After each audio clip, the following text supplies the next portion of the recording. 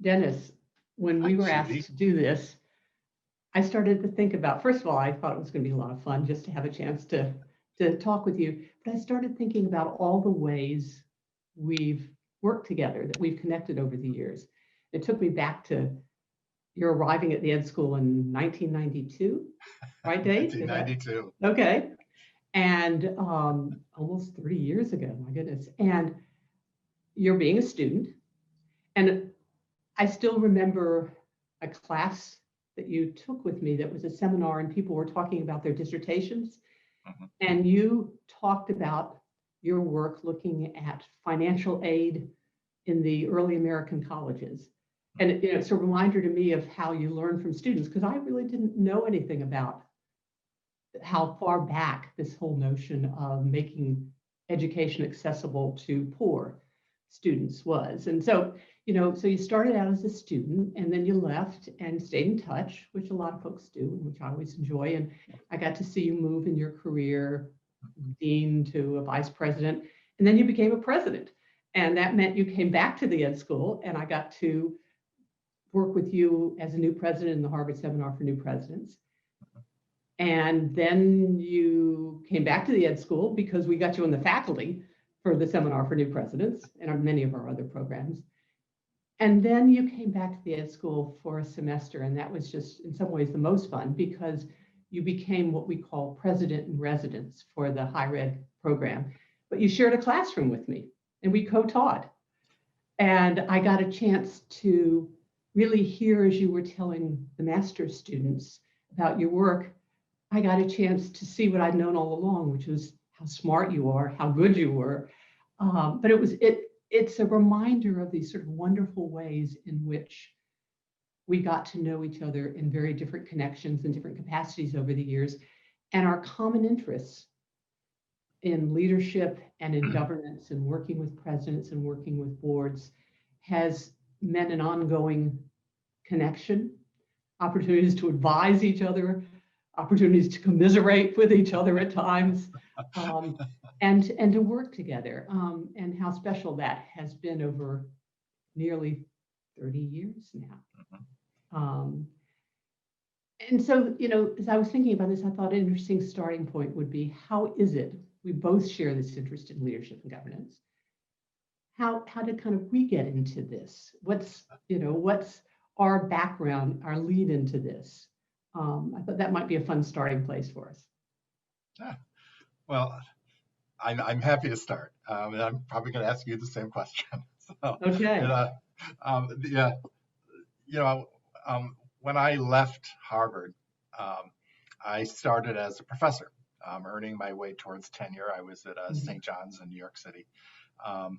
But they also asked me to be associate dean of the college.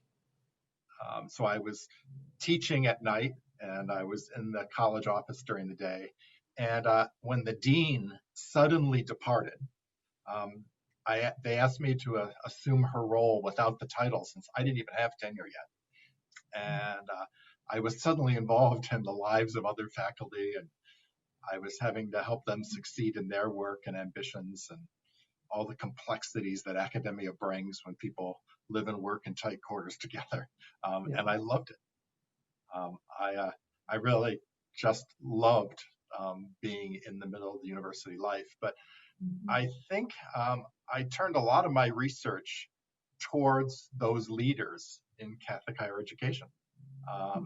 And I published and spoke at conferences, of course, because that's what you do when you're earning your way towards tenure. But very quickly, I started consulting, and I started teaching in professional programs at PPE with you, at Boston College, where we run a program for administrators at Catholic universities for 20 years now. And it's kind of brought me full circle with you because of all the ways that we work together. You left off one in your list, and that's the fact that I have you on my speed dial. You and I have constantly talked about colleagues that are entering into leadership roles and what they need. And we talk about the schools and what they need, and you've helped me think out loud any number of times about various situations and how we can support the leaders in those situations. And you helped me, frankly, in the years that I was a president. You were a place for me to think out loud and for you to make suggestions of your own. You always had insights, but also for you to say, and you should talk to so and so because she's been through that before too, or he's been through that before too. I think when you open Wikipedia and type in the word connector, you find Judy McLaughlin. you are our world's connector in higher education, and it's a blessing because of it. But I think it's because you think about how leaders succeed or they don't. It's what you've spent your whole life thinking about. And you spend lots of your days, and now I spend lots of my days too, trying to help them. And you taught me about that world. And you've continued to mentor me in that world. What always amazed me about you was that you had this circular mechanism. At the very moment you were advising trustees about governance or presidents about their transition, you were quietly studying them, and you were learning from them, and that gave you more insight than to pass on to others in your writing and your consulting and your teaching. And you created this really wonderful virtuous circle that was always being fed by the latest challenges, and then able to teach those latest challenges to those who were just beginning to encounter them themselves. How did you find your way into this world, and how did you set up that circle? Well, first of all, thank you for those lovely words. They mean a lot. It's part of the delight of my life at Harvard Graduate School of Education has been the connections I've been able to make and keep, and to watch people with enormous talent and promise, wonderful purpose and commitment in their early part of their careers, then move on and see that fulfilled in their life's work. Two things. I guess the first point I want to make as I think about my own career is that if you look at it now and look at the CV, it looks like it makes perfect sense, as if there's a logic to it, a rationale, a kind of coherence. Right. That was not my experience at all living it. I happened into higher education early in my professional life because I was looking for something else to do. And somebody mentioned a job in residence life. I was at Boston University in my early 20s. And so I took this full-time job for a year or two, kind of trying to figure out what was I going to do next. And that actually led to the early part of my career in student affairs. I moved from there to be Dean of Student Affairs at 2 colleges. And in both those colleges, they were smaller. I was a direct report to the president and got to know the president. And what was so interesting was in all 3 places, BU and the 2 smaller colleges, it just so happened that I was there when a new president had either just arrived, or in one place when I arrived, the president who had hired me and told me on my first day in the job that he was announcing that week that he was going to step down at the end of the year. So I watched a presidential transition in 3 institutions just by chance. And then when I came back to the Graduate School of Education, never intending to become a faculty member, but when I came back and it was time to look for a dissertation topic, I realized as I thought about it that the window that these leadership transitions had given me onto so many aspects of higher education, the politics, certainly the protocols, the culture, the current issues, the historical past of an institution that searches are a time when a lot of that comes out. And you watch, of course, constituencies pulling for influence or power. And so I chose to write about presidential searches for a dissertation because it was interesting, never imagining that it would become really a career's worth of work as it has been. And a faculty position I wasn't thinking about, but in my work on searches, I had the extraordinary fortune to work with David Reisman, Harvard sociologist, eminent scholar, public intellectual, quite an extraordinary person, human being. I had the chance to work with him as a research associate. It seemed like a good thing to do. It fit my life at the moment when I was having my first child, and seemed more flexible than going back to the full-time administrative work I had assumed I would do when I arrived at the ed school. And again, that led to HGSE asking if I would come teach, and one thing to another. So, my career is more an example of the sort of preparation, I presume, degrees, the studying I've done, and my interest intersecting with opportunity. And I think actually that many of the people whose careers are the most interesting and satisfying, that's what happens rather than some pre-planned grand design strategic, reaction. So in many ways, I happened onto what I'm doing now, and I discovered it was such an extraordinary rich area, and I loved it. And I loved the connections that it allowed me. And the question or the comment you made about the way I do my work, that I learned from David Reisman. He was the model of that for me. People would come to him from all over the country, all over the world, to talk with him, to seek his counsel as this extraordinarily wise man. And he, in turn, was really the master listener.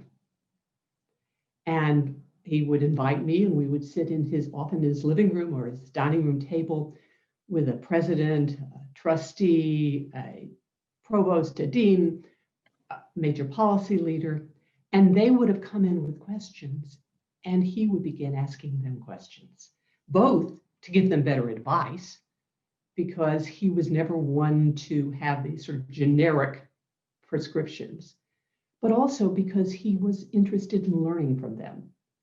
And what I found over the years is exactly what you said, that when people ask me about things that I may be able to help them with, I ask them questions, and in turn, it's mutually beneficial conversation. And so much of the work I've done, from the formal research to the much more informal learning over many years, has been in these exchanges, whether it be with the new presidents I've worked with, whether it is with students that I've worked with over many years, or I'm with boards. Yes, I am advising, but I'm also learning. And it both keeps me current, and it reminds me that, yes, there are themes across American higher education. There's similarities. There sometimes are best practices, as they're called, but they all have to be grounded in the particular situation and circumstances of an individual, excuse me, and an institution. And that's what to prescribe generically, as David Reisman never would be bad practice. But fun to think about, really fun to think about. So, you have, over these many years, I've done the kind of advising I've done from the position of being on the faculty here, running programs, sometimes consulting. You've actually done it from the position of being in those positions. I got to sit back and watch. You had to live those jobs. You've been a president for, was over a decade. I was president for DePaul for 13 years. 13 years, wow. Through some pretty complicated times. I earned a little bit of gray hair. Yeah, from the beginning, which was not the easiest, to the middle and the end, when some of the political complexities that we're seeing in the world right now were very much a part of your life. You've also, since then, had a chance to be CEO of a hospital system, to now run a national association. So you've been able to yourself advise from what you've accumulated in these positions. So I'm thinking about, what's the base for you of the continuing interest and knowledge for you in this area? I liked what you said earlier about not having exactly planned your life from the outset. I've always said it this way, that if I had planned my life, it would have been half as interesting. I like that. But So you didn't know you were going to be a college president when you were a boy? No, I knew in 4th grade I wanted to be a teacher. I knew that early I wanted to be a teacher, and I never stopped wanting to be a teacher. And it's still, of all the things I do, it's generally where I'm happiest in the minute. But I realized something pretty early once I left formal education, and that is I loved the intellectual life and the research and the teaching, but I also loved the puzzle of trying to make it happen. It kind of came a little bit out of having been that associate dean I described earlier. Associate deans are an interesting rank in a university because all the student problems come to your desk. And most of the faculty who have concerns come to your desk because they don't want to go to the dean. And so it's the rare position that receives what's not working from everybody, from both directions. And but it's also a frustrating position because you're not on any of the senior leadership committees, and you're actually not allowed to call the higher ups. And you can't get things changed very easily, even though you can see firsthand what needs to be changed. And so when I was an associate dean at St. John's, I think I kind of decided younger I wanted to be one of those higher ups because I just wanted to get some of the simple changes made that would make the place work a lot better. And so I think when I wrote my letter to Harvard and said I wanted to come, I think I put right in the letter that I wanted to be a president someday, but I needed help making the jump, and I needed a fair bit of learning and training to get there. And I'm sure many people put this letter, so I don't know how it worked its way through the process, but to my great benefit, it did. And that didn't change. I found that I still to this day love the double puzzle of where does this organization need to go, and how are we going to get there with these human beings?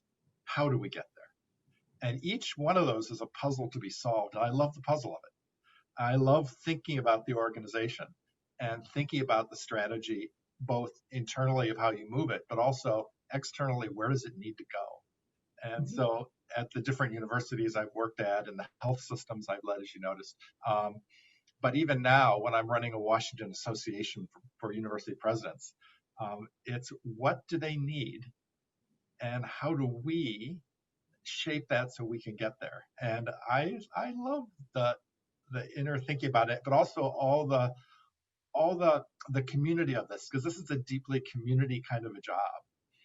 I would be no good at a job that's if my whole life was hiding in a study, writing a book, and nothing more.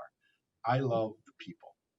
I love the community and the thinking together and the energy that comes from that. But also, I need the inspiration of others because it's really important work, but there's so many challenges that it's helpful to be surrounded by other people who care deeply about the work too. And I had that at HGSE.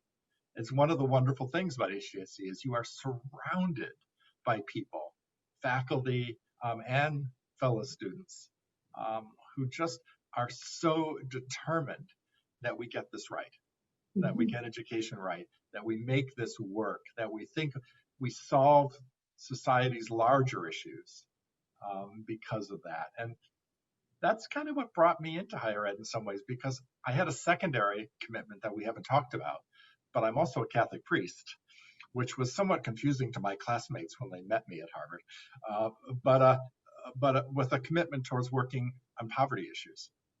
And I wanted to use higher education's potential in the field of helping address poverty issues, whether it was on the research side or whether it was just individually getting students an opportunity who might not have had an opportunity. And that's the Vicentian, you're a Vicentian priest, and that's the Vicentian mission. Yes, yeah.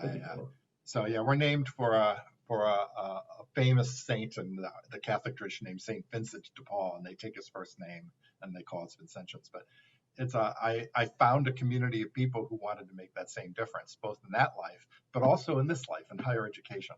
And I found that at HGSE, and it's been a gift my whole life, I think.